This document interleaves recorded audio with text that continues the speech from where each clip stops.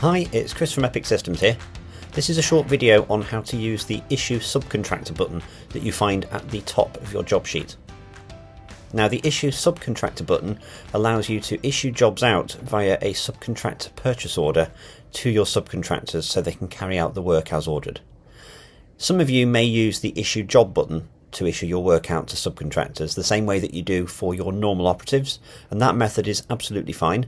You can still issue your jobs that way. The only difference between the two processes is that the Issue Subcontractor button has the ability to create a purchase order as it does it.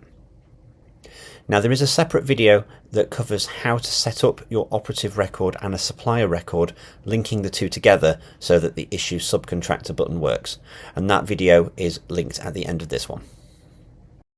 So if we take this job, for example, here, you can see at the top of the job sheet we have the Issue Subcontractor button. We present useful information about the job and a series of fields that you can fill in at the bottom. So let's get started. First of all, you can use the live search to find your subcontractor that you want to issue to.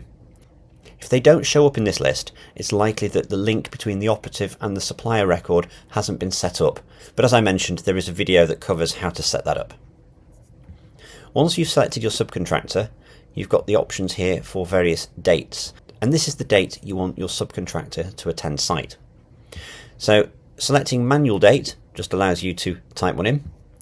The other three basically take the information from the job. So take, for example, the target date. If we click on there, that pulls through the target date for the job. Now, when you create the subcontractor purchase order, the job description they are sent is the job description from here. If you want to provide any additional notes or more information to the subcontractor, you can do, and you can do that by typing it in this field here. You'll notice there's a tick box for create purchase order. That's set by default because normally that's what you would want. You would want this process to create a subcontractor purchase order. If for whatever reason you didn't, you can untick that. Scrolling down, if your job has any sales lines or SOR codes on it, those will be shown here, and you can choose whether or not you want to issue those to the subcontractor or not. On this occasion, I'm not going to. You've also got the order lines here.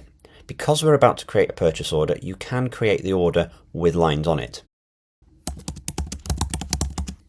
For example, in this case, I'm going to say that the subcontractor has already quoted for the works, and we've got a figure from them. So we can pop that here into the order line and add that line to the order. And you can repeat that for as many order lines as you need to add, just like a normal purchase order. Once you're done, simply hit the continue button at the top, and that will create your purchase order. So what we have here is the standard purchase order sheet, where you've got your purchase order status at the top and all aspects about the order below. So we can see here the order value of £450, that's the cost line that we just added. And if we scroll down, we can see that we've got the line that we added and also the job description, but with the ordered value matching what we've just done. And of course, this behaves like any other purchase order. We can add notes and attachments, we can record the delivery of the work when they've done it, and we can also record the subcontractor's invoice exactly the way you would do for any normal supplier. We also have the print button where we can print the purchase order and email it to the subcontractor if you need.